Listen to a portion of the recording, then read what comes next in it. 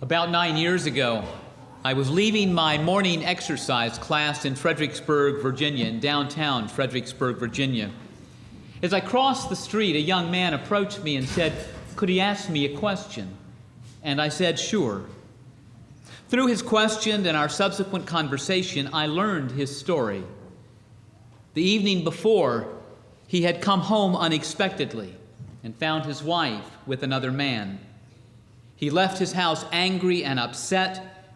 He went to a bar, got hellishly drunk, and when the bar closed, he began walking the streets of Fredericksburg. When I met him, he had been walking all night. He and I walked together for about an hour. To be honest, I don't remember much of what we talked about, but after an hour, believing he was safe, I wished him well. I told him how he could get back in touch with me if he wanted to talk again, and we parted ways. I tell this story because as I think about forgiveness, I wonder to myself, what does forgiveness look like for him? Platitudes for him are no help. Any simplistic statement about the value of forgiveness would have no meaning to his immediate sense of loss that he was feeling.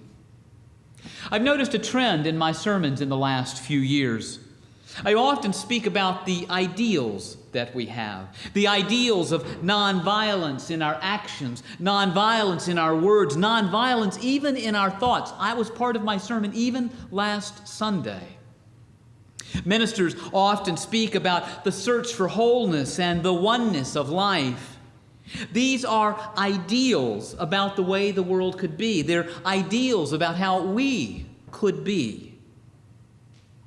I don't know that I adequately convey it, but I want to acknowledge that I recognize that our ideals are just that.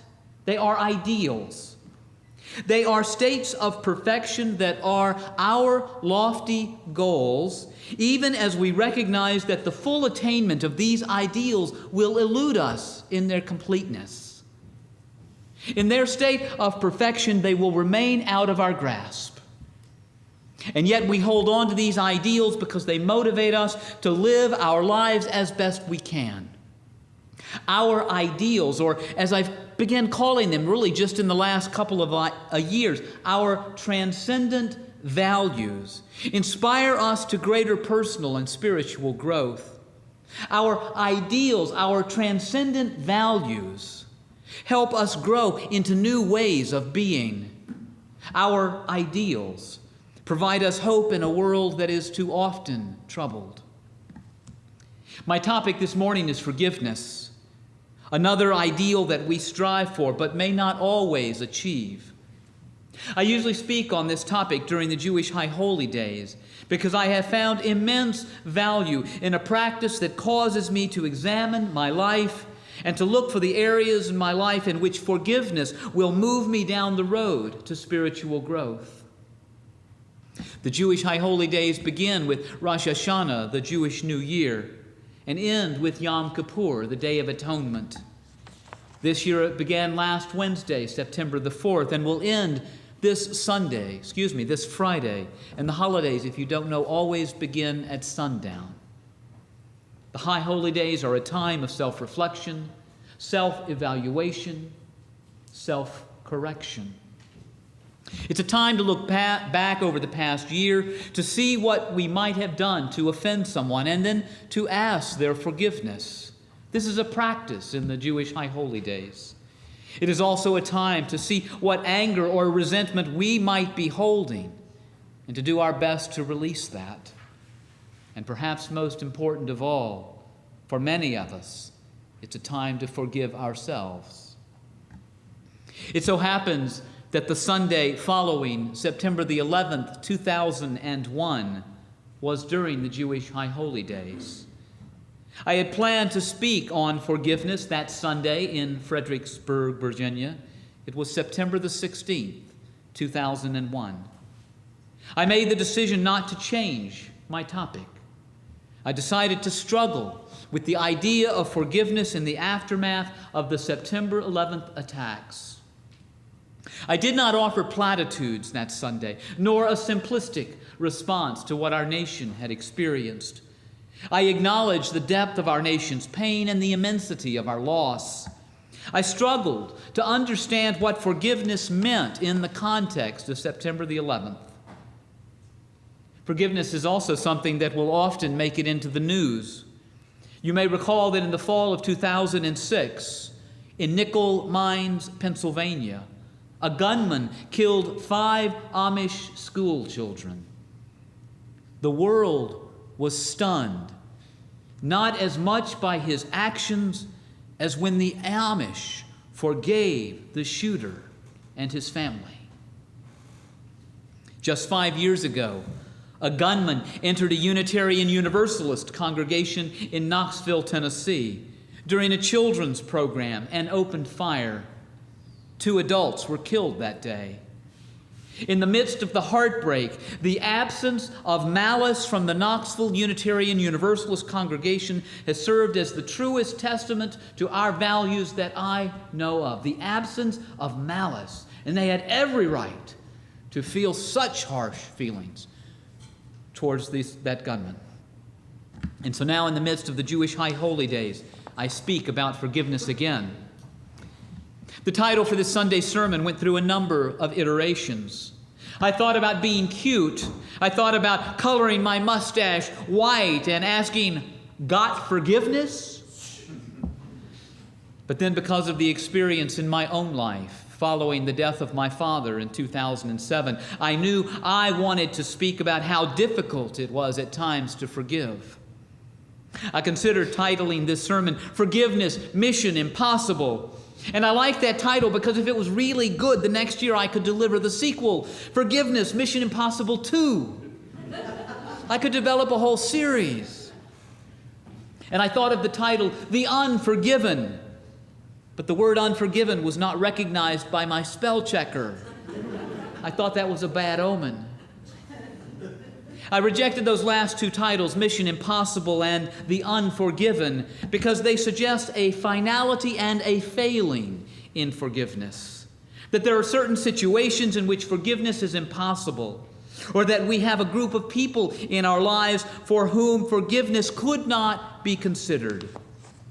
What I wish to convey, what I want to speak about this morning, is that there are those times when we desperately struggle with forgiveness. There are situations in which we feel like we will never be able to forgive someone. There are those individuals who we feel do not deserve our forgiveness. And there are those people who have never asked for our forgiveness, and we wonder, why bother? I hope the title, Unfinished Forgiveness, conveys the idea that forgiveness, even when it seems elusive, is something worth struggling with. Of course, there are those big events like the ones I've already mentioned, infidelity, terrorism, the mass murder of children, killing in a sacred space. As I said in September 16th, 2001, quote, this is what I said, "In the end, forgiveness for me is a hope that lives precariously, oh so precariously, at the farthest reaches of what I can humanly tolerate. When I am successful, forgiveness is a spiritual practice that stops my outrage, my pain, my anguish just short of my demand for revenge." That's forgiveness for me. But forgiveness is not associated with just the horrors of life. Forgiveness can play a role in our everyday relationships with family and friends. And yet my sense is that forgiveness is not something that we think about every day. Most of us, or most of the time, we roll with the punches, realizing the imperfections of life and the humanness of others. But then there are those individuals or those circumstances that constantly nag us, that irritate us. It happens even here at Emerson, or a situation that just seems to have a hold of us. When we are having trouble forgiving, we know it in our gut. We know it because our gut will tell us. It's an amazing barometer of emotion. if we would listen to our own preoccupations, our own recurring thoughts, there is something, we tell ourselves, there's something that we just can't let go of. This too falls under the rubric of unfinished forgiveness. In my research for this sermon, I found a number of definitions of forgiveness, none of which felt totally satisfying, but each of which provided a glimpse into the challenge of forgiveness. One defined forgiveness as the process of ceasing to feel resentment, indignation, or anger of a perceived offense. I like this definition because it speaks of process. Forgiveness is not a switch that we can turn on or off. In those most difficult circumstances, it simply is not possible to say, "Oh, I forgive you," and then move on to the next task. Forgiveness is not something that we put on our to-do list. "Oh, forgive Uncle Bob next Thursday." It doesn't work that way. On the internet, I found a site that advertised forgiveness is fast, easy, and effective. Let go of the past now, it said. Use our free tool in 4 easy steps in only 5 minutes. You too can experience forgiveness. If it were only that easy. Forgiveness, when it is most important, is a work in progress. It may take months, it may take years, it may take a lifetime, and sometimes the work will remain unfinished. That same definition that I just spoke about, anger, resentment, and indignation from a perceived offense. The word perceived is so critical. I don't want to downplay the hurt that we often feel from the actions of others. But one of the most helpful ways to engage the process of forgiveness is to check our own perceptions. It is to get the very best and clear understanding of a situation. And this was so obvious just in a conversation that I had with my wife Carol this morning. She went to an event yesterday, and a friend was telling her about this major conflict she was having with her daughter. It was huge, and she laid out all of the details, and we thought, yeah, we would be angry as well. But after Carol told me that story, we began to ask ourselves, I wonder what that story would sound like from the perspective of the daughter. I bet it would be a radically different story. And so what I want to ask us to do is to realize is that our own perceptions come into play here in terms of what has happened, how we feel we've been hurt, and we need to check those perceptions.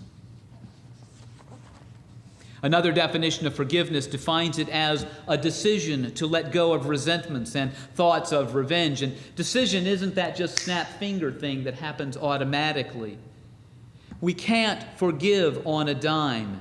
And yet forgiveness requires our active participation. It requires a decision. Too often we let resentment or anger hang around hoping it will go away on its own. How many times have past hurts found their way into the present? A clear indication that there is still work to be done. I don't know that we will ever completely finish the work of forgiveness. As Unitarian Universalists, our second principle speaks about encouragement to spiritual growth. As Unitarian Universalists, we keep doors open, a door that will allow healing of a past broken relationship, a door that will bring new life out of the depths of despair. This open door is an openness to spiritual growth. As Unitarian Universalists, we recognize our full humanity.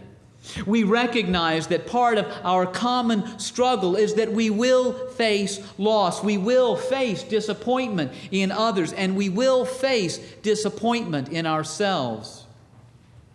But the beauty of our faith tradition of Unitarian Universalism is that we recognize a second side to our humanity. Our faith is one based on hope. We know that we need not dwell in the land of despair. or anger or hurt, we believe in the transformative power of love. And love is just that large umbrella term, part of which is forgiveness. We believe in the transformative power of forgiveness. As Unitarian Universalists, we see the possibility of restored relationship. No matter what the circumstance, no matter what the circumstance. It may be a restored relationship with someone who has hurt us or disappointed us, or it can be a restored relationship with our best selves when we have perhaps acted inappropriately. And as we journey forward, always striving to see the best in others and the best in ourselves. This is our journey as human beings. This is our journey as Unitarian Universalists. May we stay on the journey. May it be so.